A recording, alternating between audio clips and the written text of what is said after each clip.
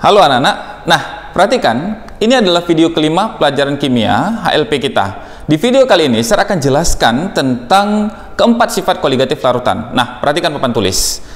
Jadi, tentang sifat koligatif larutan ini, hal pertama yang harus teringatkan adalah tentang larutan itu sendiri. Jadi jangan lupa, yang namanya larutan pasti ada zat terlarut dan ada pelarutnya. Nah, yang harus kalian ingat, nanti kita harus tahu berapa derajat ionisasinya. Maksudnya gini, kalau kita bicara larutan, ada larutan yang namanya larutan elektrolit dan larutan non elektrolit. Ya, kita sudah bahas ini di pertemuan pertama. Jadi, larutan elektrolit dibagi dua. Ada larutan elektrolit kuat dan ada larutan elektrolit lemah. Nah, yang kita harus tahu di sini adalah untuk elektrolit kuat nilai alfanya sama dengan 1. Ya. Kalau lemah alfanya besar dari 0 kecil dari 1. Sedangkan untuk non elektrolit nilai alfanya sama dengan 0. Nah, ini yang harus diingat karena nanti akan berguna untuk perhitungannya. Nah, perhatikan. Hal pertama yang kita juga harus tahu sebelum kita masuk ke rumus sifat koligatif larutan adalah namanya faktor Van Hoff. Faktor Van Hoff. Nah, simbolnya I. Jadi pembeda larutan elektrolit dengan larutan non elektrolit nanti adalah di faktor Van Hoff-nya. Dia punya rumus I sama dengan 1 ditambah N kurang 1 kali alfa. Ya, I sama dengan 1 ditambah N kurang 1 kali alfa. Nah, ini rumusnya. Maksudnya gini, untuk nilai N itu adalah jumlah koefisien kation ditambah dengan anionnya. Sedangkan alfa itu adalah namanya derajat disosiasi atau derajat ionisasinya. Nah, jadi ini nanti kita jadikan dasar perbedaan perhitungan elektrolit dan non elektrolit. Ya, perhatikan. Jadi misalkan Sir punya HCl nih ya, ini contohnya saja. Sir punya HCl, dia terionisasi sempurna. Jadi kalau HCl itu menjadi H+ ditambah Cl-. Oke. Jadi yang kita bisa katakan untuk nilai N-nya ini 1 tambah 1 itu sama dengan 2. Berarti nilai N-nya 2. Oke. Kalau kita ambil contoh yang lain, misalkan H2SO4 asam sulfat. Itu jadi 2H+ ditambah SO4 2-. Berarti 2 tambah 1 sama dengan 3. Ini nilai N-nya. Paham ya? Nah, ini yang kita nanti masuk dalam perhitungannya. Oke. Jadi kita masuk yang pertama. Untuk sifat koligatif larutan adalah penurunan tekanan uap atau delta P simbolnya. Ya. Jadi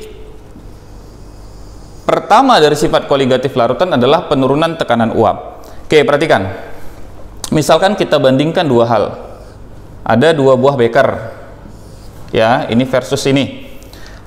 Di beker pertama itu hanya pelarut murninya saja. Misalkan kita katakan isinya cuma H2O saja. Di beker kedua itu ada H2O dan ada zat terlarut. Ya. Jadi ada zat terlarutnya. Zat terlarut. Seperti video sebelumnya saya sudah katakan zat terlarut itu wajib non volatil. Ya, dia susah menguapnya.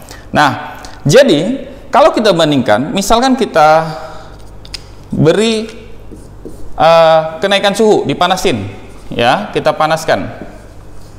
Nah, yang kita tahu kalau air dipanaskan kan terjadi proses penguapan. Jadi uapnya pasti akan banyak nih untuk yang pelarut murni atau air doang. Oke. Tapi di larutan, ya, berarti sudah ada air sebagai pelarut dan ada zat terlarutnya, maka jumlah penguapannya akan lebih sedikit. Dikarenakan jumlah zat terlarut yang menutupi permukaannya. Jadi air yang pengen menguap itu, air yang akan menguap itu akan mengalami kesulitan. Nah, di sini bisa kita katakan, kalau kita bilang bahwa tekanan uap air pelarut murninya saja itu P0, sedangkan ini yang larutan itu P, maka kita katakan berdasarkan gambar terlihat bahwa yang murni saja itu lebih besar daripada yang larutannya. Oke? Karena P0 besar dari P, kita bisa katakan untuk delta P-nya itu sama dengan P0 dikurang P. Oke. Untuk rumusnya, jadi rumusnya mencari delta P itu adalah P0 dikali XT, ya.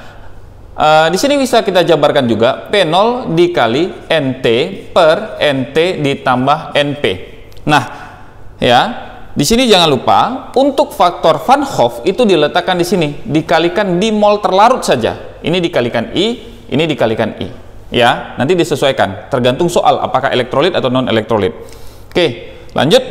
Untuk nilai P, rumusnya adalah P0 dikali XP. Kita jabarkan, maka P0 dikali NP per NT ditambah NP. Nah, jangan lupa faktor Van Hoff-nya dikalikan di mol terlarut saja. Oke, kita ambil contoh soal. Nah, contoh soalnya gini. Misalkan ada satu wadah, ya, wadah ini berisi larutan urea. Jadi, suatu wadah berisi larutan urea. Di dalamnya terkandung urea dan H2O. Jadi, ada H2O, ya, H2O, dan ada urea, CONH2 2 kali. Ureanya adalah 30 gram, H2O-nya adalah 27 gram. Nah, jadi jika diketahui P0-nya itu sama dengan 30 mmHg, berapa nilai P-nya? Nah, ini pertanyaannya.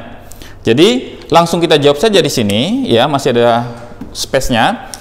Jadi, mencari P, rumusnya P0 dikali, ya, NP per NT tambah NP.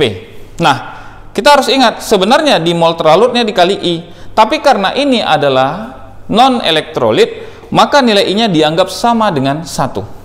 Oke ya? Oke, kita tinggal substitusi angka. Berarti P sama dengan 30 P0-nya. Mol pelarutnya, nah kita cari. Mol pelarutnya di situ masanya 27, berarti 27 per MR-nya 18. NT-nya adalah masanya 30, kalau ini MR-nya adalah 60. Berarti per 60. Kalau ini sama ya, 27 per 18 juga. 27 bagi 18 itu adalah 1,5. 30 per 60 itu adalah 0,5. Kita langsung tulis, berarti 30 kali 1,5 per 0,5 ditambah 1,5. Ya. Nah, 1,5 itu dibagi 2, itu dapatnya, kita tulis dulu, P sama dengan 30 dikali 1,5 per 2. Nah, 30 bagi 2 itu 15. 15 kali 15 adalah 225. Kali 10 pangkat min 1 karena sini adalah koma, maka dapatnya 22,5 mmHg. Nah, jadi nilai P sama dengan 22,5 mmHg. Paham ya? Nah, ini adalah rumus dan soal tentang penurunan tekanan uap. Terima kasih.